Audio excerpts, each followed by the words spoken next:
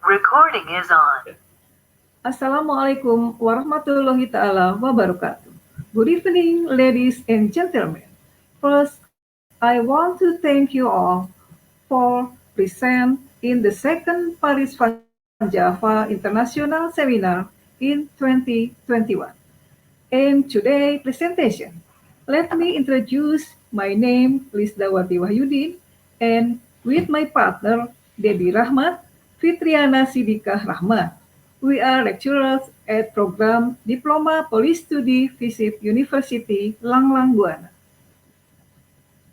I will presentation about the rationality of Mudik tradition in the aid of it during pandemic of COVID-19 in Indonesia. First, Mudik is a sociocultural phenomenon has become a tradition in Indonesia society beginning of 1970 when the changing of dynamics of social, political, economic, and cultural changing to be the energy for the village's people come to the city. Mudik has a spiritual dimension because Mudik is considered a legacy tradition that is shared by most Javanese people.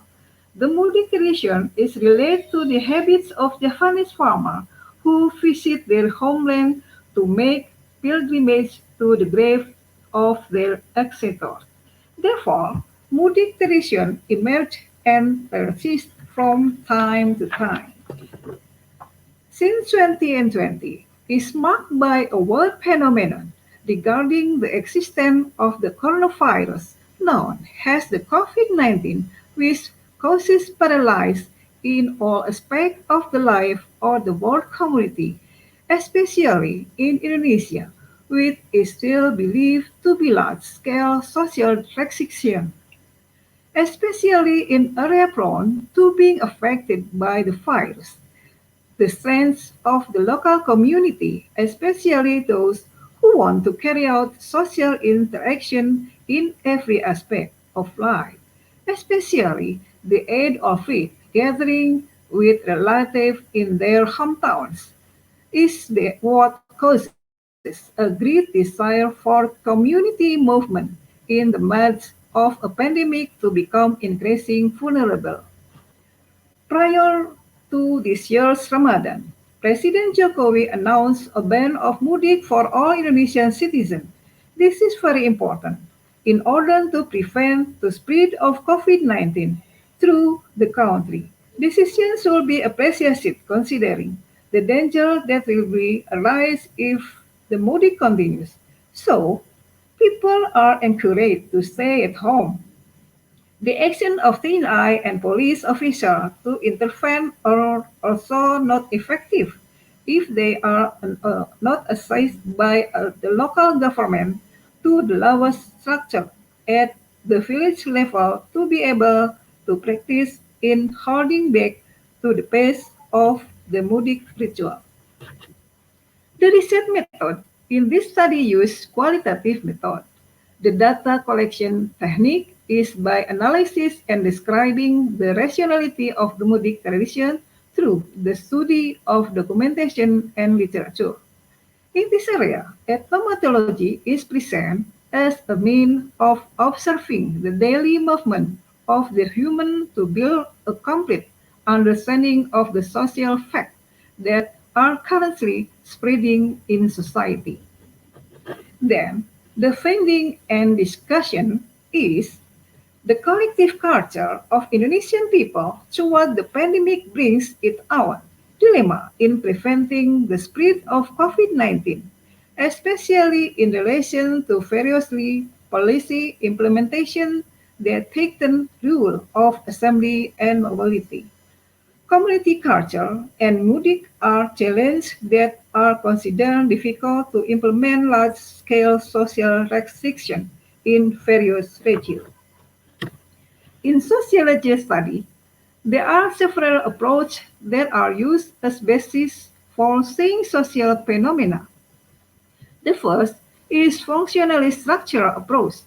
This approach looks at the behavior of community members in meeting collective needs whose balance can be achieved if the function within community members can be realized. Second, is the social conflict approach, where its approach looks at how a system benefits some parties and harm others. The third is socio-biological approach, the socio-biological point of view in saying the physical condition of certain group and underlying to differentiation of spirit. Cultural meaning, for example, in the content of COVID-19 pandemic. The first approach is structural functionalism, looking at the role of communities working together to meet common needs, for example, in fulfilling food and stable food security. If you look at the social conflict approach, there are community groups who see the pandemic in the form inequality, for example, it was unfair for one, the facilities in the area to become a quarantine place for COVID-19 patients. In this discussion, we found that Mudik was originally an activity that aimed to visit and clean the grave of ancestors by saying praise to the gods. As the influence of Islam entered, Mudik began to fade and repair by taking advantage of the momentum of aid. Thus, Mudik is also one of typical activities of social solidarity, as well as form of the national local wisdom. The cultural need is so strong and encourage people to mudik and return home. The visible face of working of migrants who were preparing for the arrival of aid with mudik were decorated with joy. First, the aspect of development of community rationality. Second, the presence of cultural wisdom. Third, motivation for economic equality and sense of social network. The World Health Organization say the coronavirus is very contagious. One person can infect at least two people. Two people are infected, then infect at least four other people, and so on, so that mathematically it will seem so easy for a village to experience a coronavirus outbreak.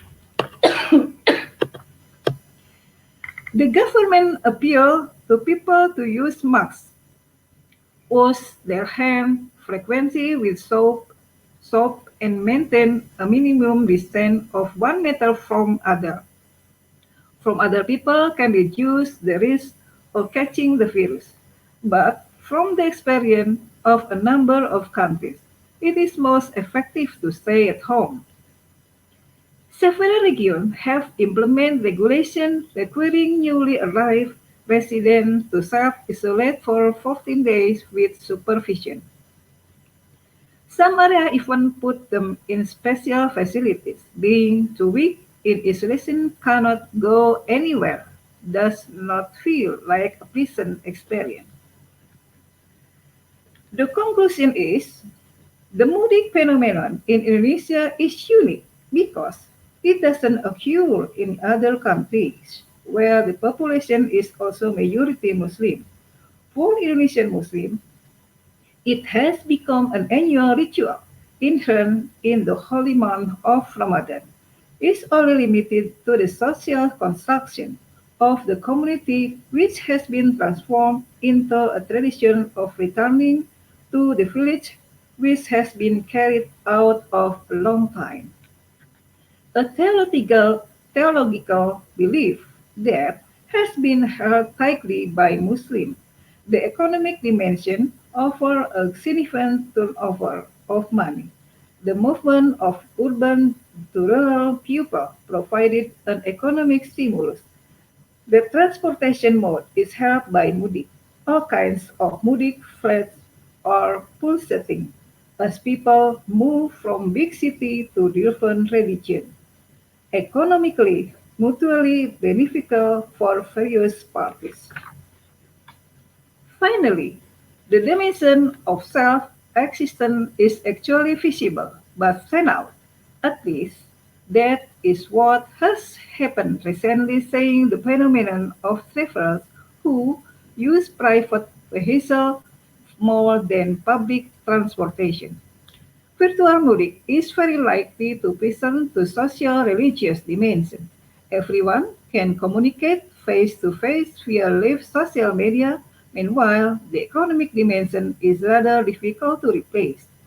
Economic cycle cannot be represented virtually. Likewise, the question of dimension of affirming existence is difficult to represent because it's closely related to one's mental model. The ban of Mudik is a rational reason during the COVID-19 pandemic. That's all my presentation, and thank you very much for your great attention. Wassalamualaikum warahmatullahi taala wabarakatuh.